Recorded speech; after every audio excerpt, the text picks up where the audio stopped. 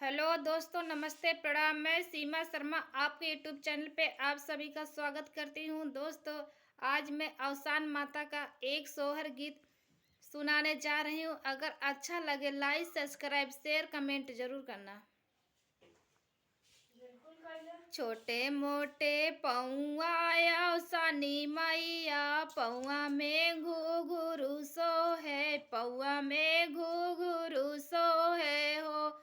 मैया छिपी जानी कलसा के बीच, गजब नीके लागे अजब नीके लागई हो। मैया छिपी जानी कलसा के बीच, गजब नीके लागे अजब नीके लागई हो।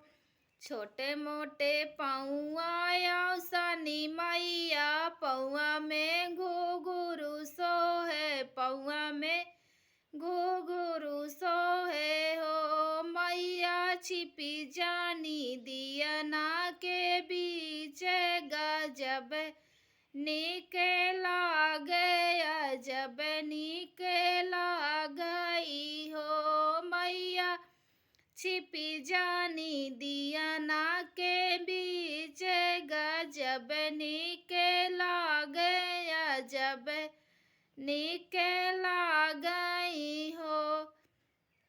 छोटे मोटे पौआ अवसानी मैया, पौआ में घुघुरु सो है हो।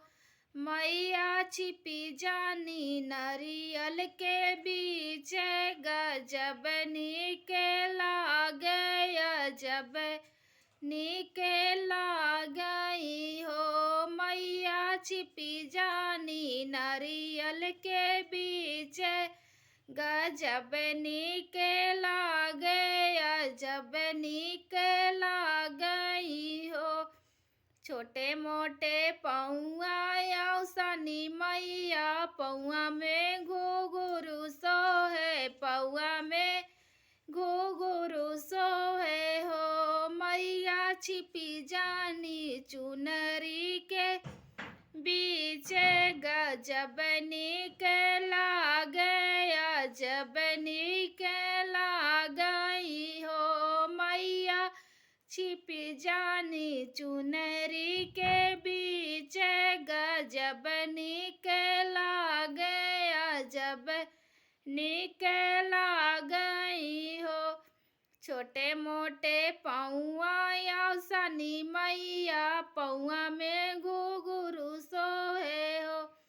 मैया छिपी जानी पल्लो के बीच, अजब नीके लागे अजब नीके लागई हो। मैया छिपी जानी पल्लो के बीच, गजब नीके लागे अजब नीके लागई।